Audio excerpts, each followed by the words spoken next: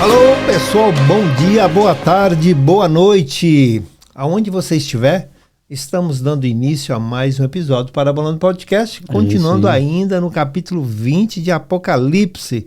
E continuamos a falando um pouco sobre milênio ainda, né, Alfredo? Milênio, estamos no milênio. Já estamos aí no terceiro episódio falando sobre milênio. Exatamente. No episódio passado falamos de algo bastante interessante, né? Falamos sobre a primeira, segunda, terceira ressurreição. E vamos dar um tempinho aí para a quarta, né? Que ainda não chegou ainda a quarta ressurreição. Você que tem muitas dúvidas a respeito da ressurreição, né? Temos muitas passagens que pode explicar muito bem e pode tirar suas dúvidas. Está em 1 Coríntios 15, né? Fala também um pouco sobre Mateus 27, João 5, 1 Tessalonicenses 4, Daniel 12, também fala, né? Sobre as classes aí, né? Sobre as fases da ressurreição. As fases da ressurreição. Então, primeira, segunda e terceira, a quarta vamos dar um tempinho por enquanto. E hoje nós vamos estar falando sobre alguém que está sendo liberado. Epa. Claro, com intuito, né? Por que ele está sendo liberado? Então, você é bem-vindo a esse episódio. Segunda-feira, aqui nos Estados Unidos, nós estamos às 8 horas da noite. Brasil, 21 horas. Facebook, Instagram, YouTube. E conto com vocês aí no cliquezinho, no joinha, no comentário, no compartilhamento. E com certeza, se você ainda não é inscrito no canal, agradecemos a sua inscrição, tá bom? Seja bem-vindo mais uma vez, Alfredo Almeida. Alfredo Almeida é lá de Suzano, São Paulo, só para você ter uma ideia. Tá? E eu também sou de São Paulo, mas vivi em Brasília há muito tempo, lá em Taguatinga. Beleza? Alfredo, mais uma vez, seja bem-vindo. Sola Gracia. Sola Gracia, isso aqui, ó. É isso aí, vamos nessa. Os pilares da Reforma Protestante, né? Sim. Então vamos lá, um bom dia, uma boa tarde e uma boa noite a todos. Vamos continuando então aqui no versículo 7 do capítulo 20 do livro de Apocalipse. Então, como o pastor já deu a introdução, na semana passada nós tratamos desses assuntos sobre a ressurreição, sobre tronos, né? Sim. Quem vai reinar, quem vai julgar. E aqui chega ao final do milênio. Certo, uau. 1000 anos de prosperidade, 1000 anos de bênção, 1000 anos sem praga, sem pernilongo, sem mosquito, sem nada disso. Sem violência. Sem violência, prosperidade, tudo na perfeita paz. Sim.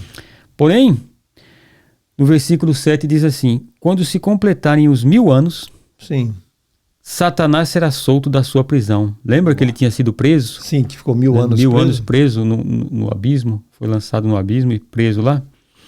Ele será solto da sua prisão. E nós dissemos, né, nós falamos o porquê que ele seria solto, né, nos capítulos antepassados, né, que quem nasce no milênio, que vive essa época de maravilha, de bênção, que não conhece outro governo, né? Sim.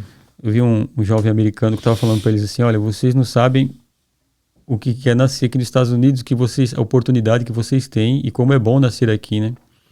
Ele falou assim: Alfredo, você já ouviu a expressão que o peixe não sente falta da água? Porque ele já nasceu lá, ele vive lá. Para ele aquilo é normal. Sim. Agora nós, como ficando sem água, você sabe o que é. Uau. Né? Ele falou assim: isso que acontece conosco aqui, Alfredo. Nós nascemos aqui e para nós é normal. Mas para quem nasceu fora daqui, que não conhece, quando chega aqui, fica maravilhado. Né? Uau, interessante isso. Né? É, muito interessante. O peixe que está na água, ele não sente falta de água. Não, porque ele nasceu ali. Né? Para ele é normal aquilo, né? Então, para quem nasceu no milênio, é normal. Você nasceu na prosperidade, na bênção. Você nunca viu praga.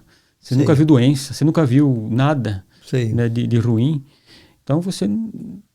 Né, aí, como nós dissemos, né, essas pessoas, nos episódios passados, a nossa luta é contra o mundo, contra Satanás e contra a carne. Né? Satanás estará preso 1000 anos. O mundo estará maravilhosamente bem.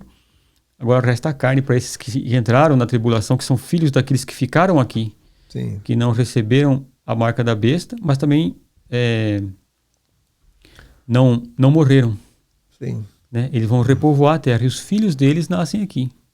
Esses filhos, netos, bisnetos, tataranetos. Escondido aí deve ser muita coisa doida, né? Que a gente na nossa mente não alcança isso, não. Coisa, né? Então, quer dizer, imagine, o cara não recebeu a marca da besta, conseguiu passar, ele deve ter um filho. Esse filho tem um filho, o outro filho tem um filho. O cara com 200 anos, ele tem, sei lá, a família a menor família será 1000, segundo as profecias. Então você imagina, o cara tem 30 filhos, 40 filhos. Esses têm outros. E ninguém conheceu outra coisa a não ser o milênio. Sim. E aí, como dizem, né, que é o meio que influencia a pessoa, o meio que ela vive, né? Sim. Deus aqui está mostrando que não é o meio, que o problema nosso é a carne, não nascida de novo, não é? Então ele é solto. E aí diz assim, e sairá a enganar as nações que estão nos 4 cantos da terra. Então já terá, depois de 1000 anos, a terra terá bastante gente, porque não haverá estéril. Não haverá ninguém estéril. Não haverá problema de ter muitos filhos. Que terá muita prosperidade, muito dinheiro, assim, muito dinheiro, né? Porque será o que vai rolar prata, ouro, vai ser muita coisa, não é?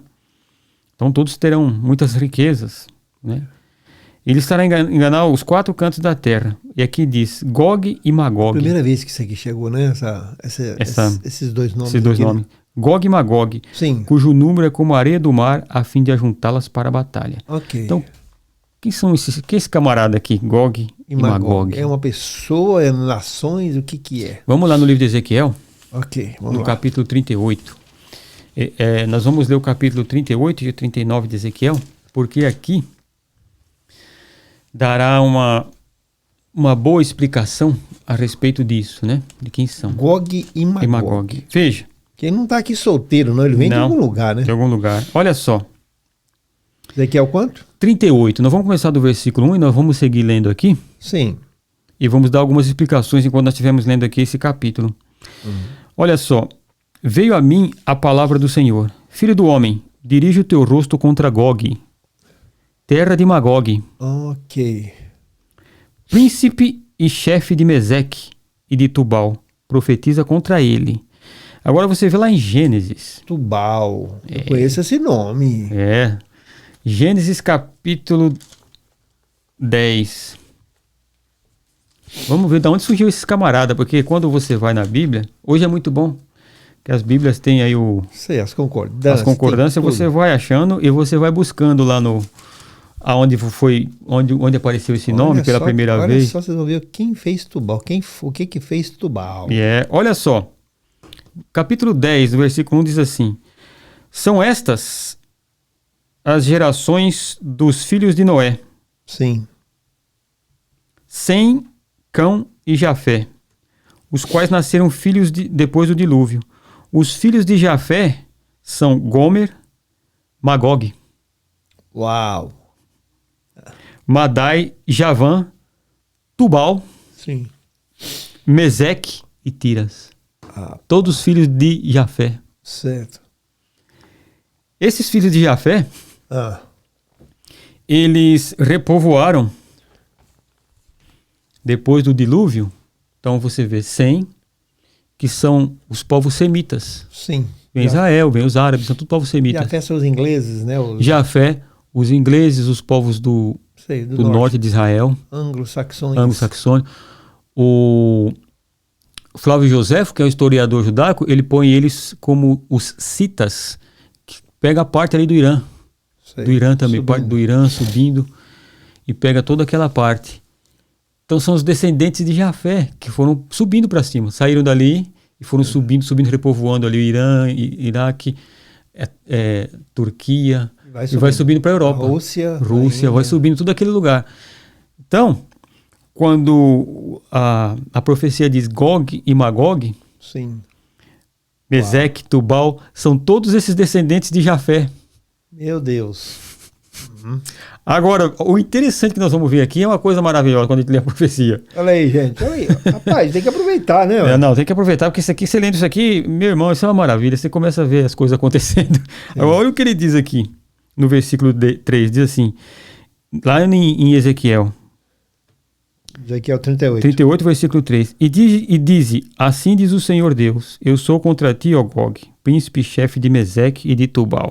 Sim.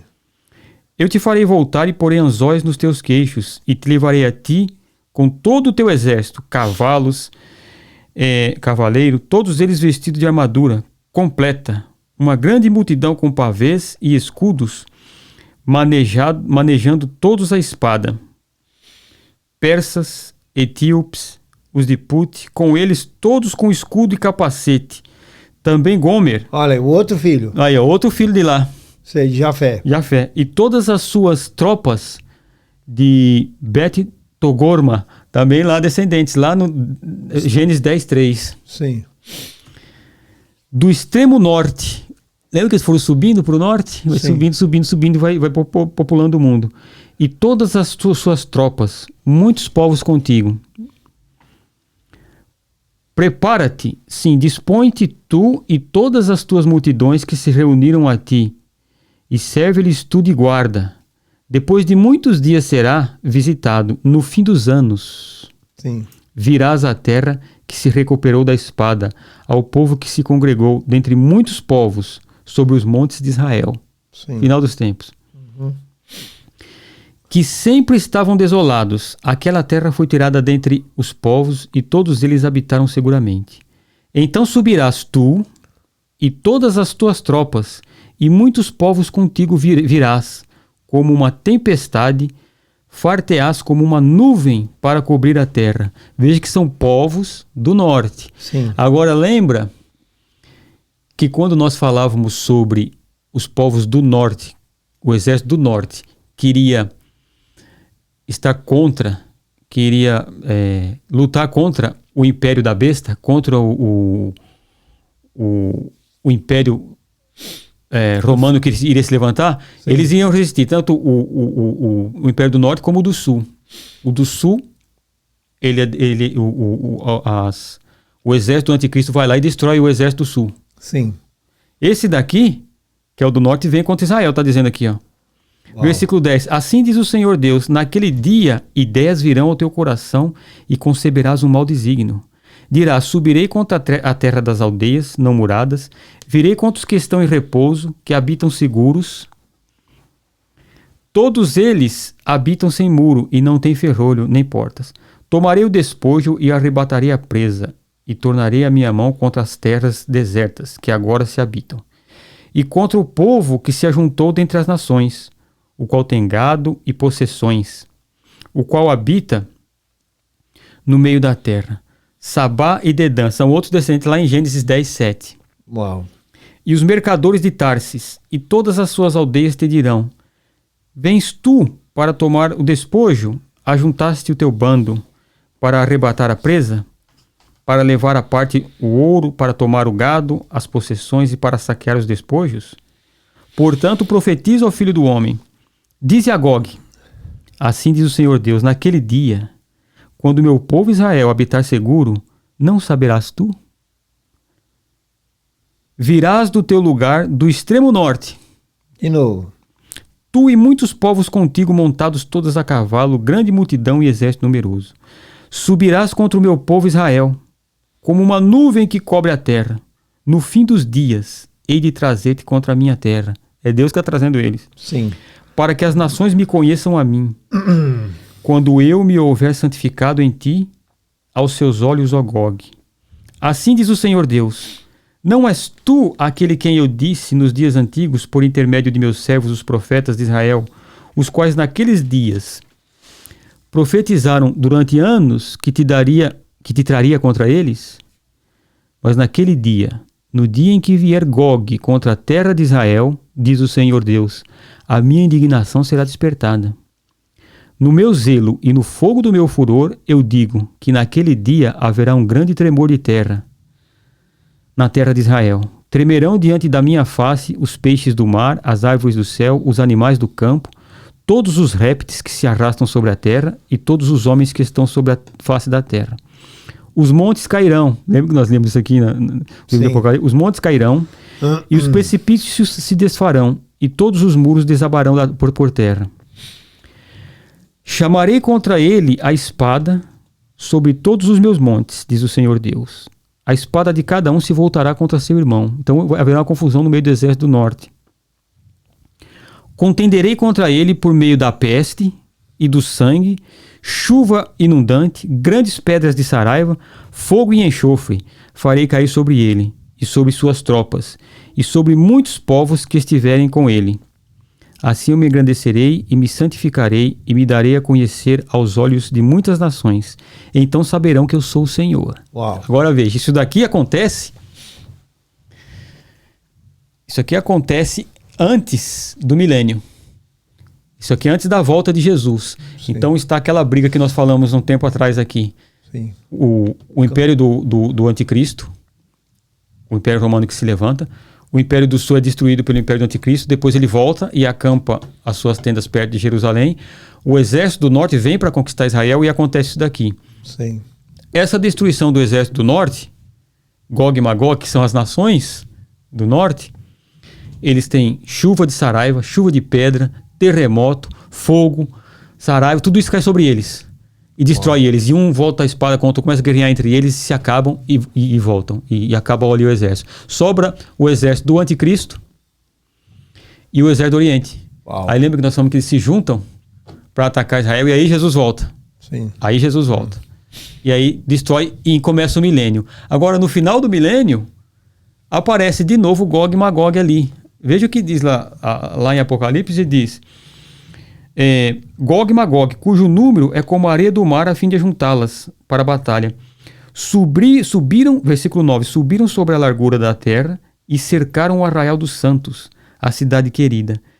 Mas desceu fogo do céu e os consumiu. Então aqui não há batalha.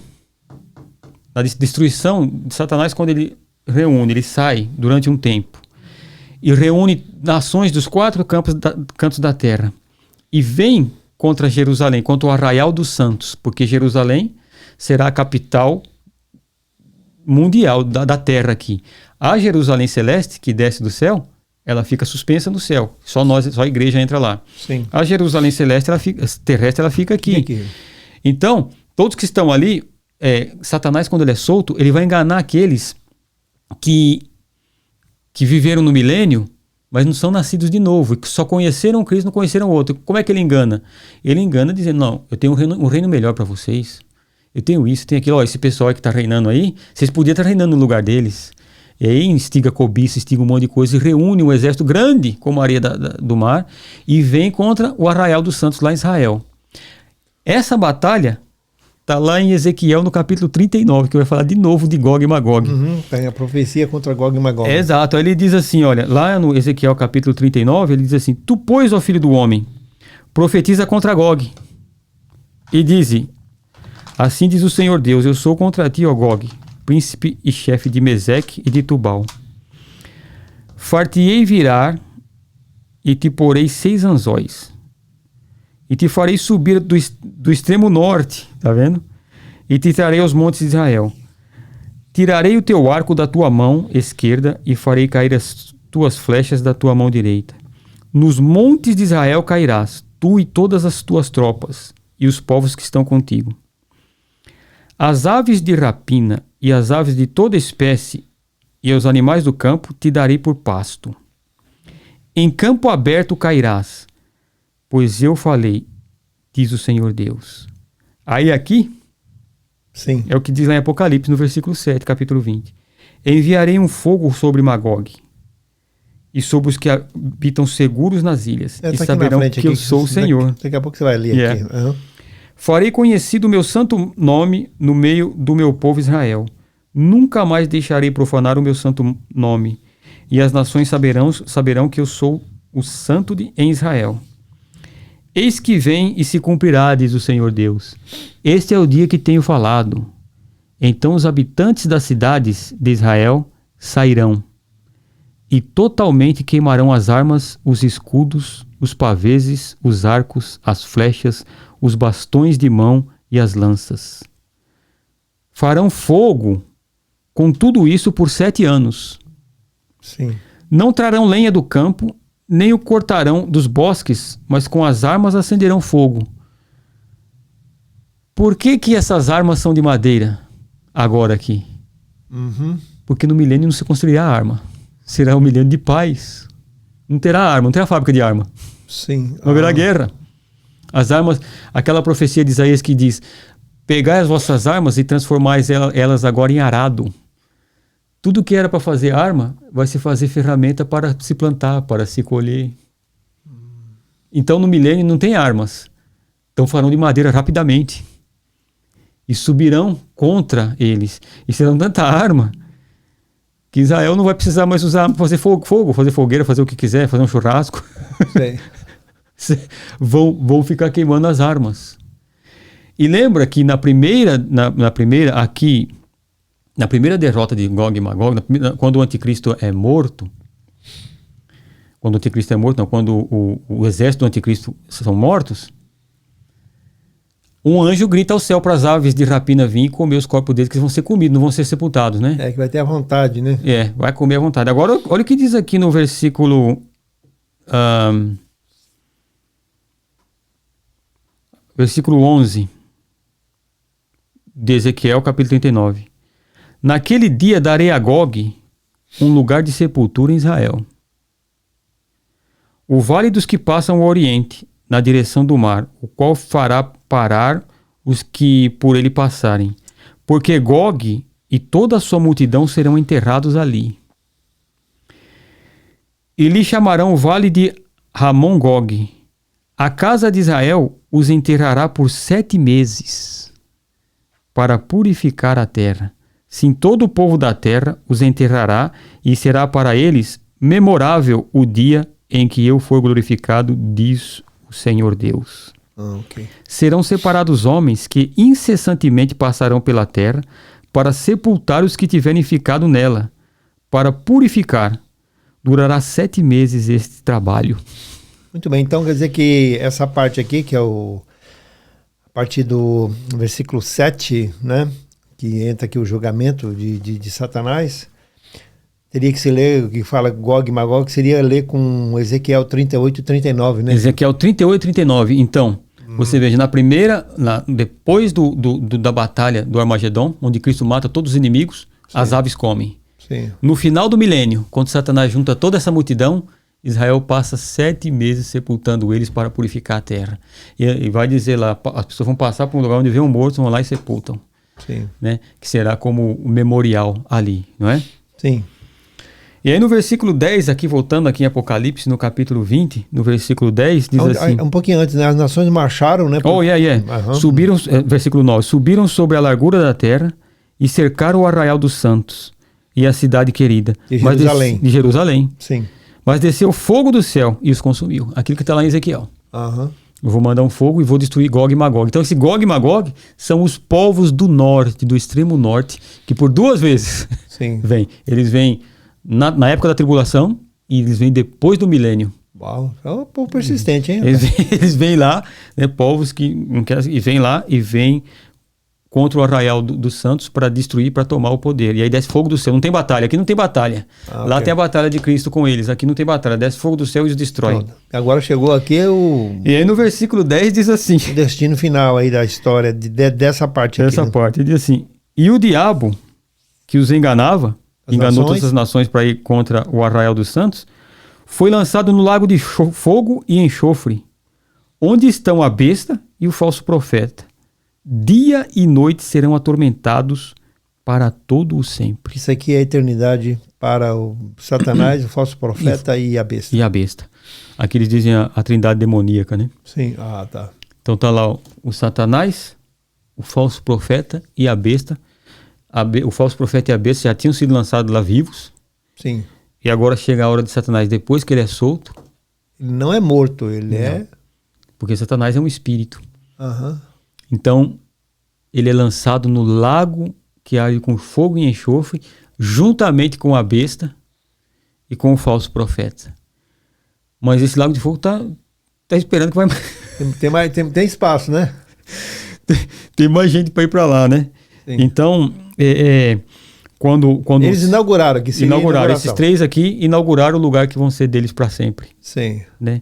Então serão atormentados para todo o sempre. E ficarão ali não é brincadeira, no lago de fogo e enxofre. E aí depois disso é que virá o juízo final. E é sobre esse juízo final que nós vamos falar no próximo episódio, aonde haverá o trono branco. E aí que virá a 4ª fase da ressurreição. Ok. Tá bom. Que é onde aqueles que não ressuscitaram lá, nessa outra parte, eles vão ressuscitar. Ok, muito bem. É isso aí, pessoal. Lembrando, né, Alfredo, a gente tem conversado sobre isso, ainda não fechamos ainda, mas nós vamos fazer aí um e-book, certo? Sobre Apocalipse, a história de Apocalipse, né? O nome do e-book, até vou passar o nome para vocês já, Apocalipse Sem Medo. Porque quando você vê falar um negócio desse aqui, você fica, rapaz, né? Mas não precisa ficar com medo não, que a gente não vai estar aqui não, rapaz. Não, não, isso aqui não... Isso aqui é um negócio tão tremendo e tão maravilhoso que para nós, que somos povo escolhido, nação eleita, que Deus já nos elegeu desde toda a eternidade, para nós é o lado de julgarmos os povos, de governarmos com Cristo, já sabendo tudo que vai acontecer. Uhum. Então, quando nós estivermos aqui reinando com Cristo e nós vermos Satanás ser solto, a gente já sabe o final. Sim, já está sabendo, né? Agora a gente já sabe, imagina o milênio. É como o livro, por exemplo, o livro está aqui, né? Ó, né? Onde você está? Não sei não, mas aí se você quer saber o final, vai lá na Bíblia, está escrito aqui, ó. Né? Tá no finalzinho aqui, né? Tá lá, tá tudo lá. Então... já está escrito. Está escrito. Então... não está sendo escrito, não, está escrito. O final da história já está escrito, não tem como escapar disso, né? Então, para nós que estamos do lado de cá, com Deus, maravilha, bênção. Para aqueles que estão do lado de lá, que não receberam o Cristo, que rejeitaram o Cristo, nós vamos falar a respeito disso, que o apóstolo João coloca sobre o bem e o mal, assim como Deus coloca lá no Jardim do Éden. E o que é o bem no grego e o que é o mal no original, o artigo está no singular. O que isso vai significar, não é? O bem, aqueles no sentido de receber o Cristo, a graça e a misericórdia de Cristo, e o mal no sentido de rejeitá-lo. Então, aqueles que o receberam, a Bíblia diz, deu-lhes o poder de serem feitos filhos de Deus. Uau. Uhum. Então, nós como somos filhos de Deus... João, né? João 1, Nós como somos filhos de Deus, não fomos feitos para esse tipo de juízo. Uhum. Nós fomos feitos para governar com o nosso Pai. Uma das grandes passagens bíblicas que nos fala sobre isso é o filho pródigo. Sim. Filho é diferente daquele que não é filho. O filho é diferente do escravo. O escravo, ele pode ser punido severamente e até de morte, né? Na época em que isso foi escrito, o escravo, ele era propriedade do seu patrão e ele era punido e dependendo até de morte. O filho, não. O filho pródigo, quando ele volta, ele diz para o pai dele o seguinte: pai, eu pequei contra o céu e contra ti, eu já não sou digno de ser chamado teu filho. Me trate como a um desses seus empregados. O pai dele não deu ouvidos ao que ele falou. O pai dele olhou do lado e falou assim: olha, prepara aqui o melhor boi cevado, traz um anel, põe roupa nele, põe uma sandália no pé. O pai dele não quis saber o que ele tinha feito. Filho é diferente, nós somos filhos. Deus nos trata dessa maneira. Foi por isso que Jesus contou a parábola do filho pródigo. Ele nos trata dessa maneira. Nós viemos a Deus. Nós dissemos: Deus, eu pequei contra ti, eu pequei. O pai fala: você recebeu meu filho Jesus Cristo. Então, anel na mão para governar. Veste nova, veste real, sandália nos pés, boi cevado, a ceia. Para nós não é isso aqui. Isso aqui é para aqueles que rejeitaram o amor de Deus. Então, Apocalipse Sem Medo, né? Apocalipse Sem Medo é uma história que nós estamos aqui, né? Lendo, nós estamos estudando, nós estamos aprendendo juntos, né, Fred? E você também, com certeza. Então é apenas para você saber o que acontece na história, onde você faz parte. Eu sempre falo, aonde você está nessa história. Nessa história, Tá? Você é igreja, você é nações. Olha, eu não sou israelita, ele também não é. Então, quer dizer, Israel nós não somos, são divididos em 3, né? Então, quer dizer, 33% para cada um. Para cada um. Eu e você, a maioria, pelo menos aqui que eu tenho, não sei se tem algum judeu nos ouvindo, né? E nos assistindo, mas nós já fazemos parte, quer dizer, judeus já não somos. Essa palavra já não é para nós, né? Algumas palavras são várias, né? Quando Daniel fala, né, em Daniel 12, ele fala para quem? O quê? O seu povo. O povo dele, quem que é? O povo de Daniel é Israel. Teu Muito povo vai, naquele dia, muitos dos que dormem no pó do teu povo. Sim. Não é? Então, agora, quanto a nós, diz o apóstolo Paulo, não precederemos os mortos, mas ao ouvir a voz, quando Jesus, muitos ouvirão a voz do Filho. Sim, muito bem. As minhas ovelhas ouvirão o quê? A minha voz. Igreja. Então, qual é a voz que você está ouvindo? Né? Quem você está escutando? Então, fique atento, né?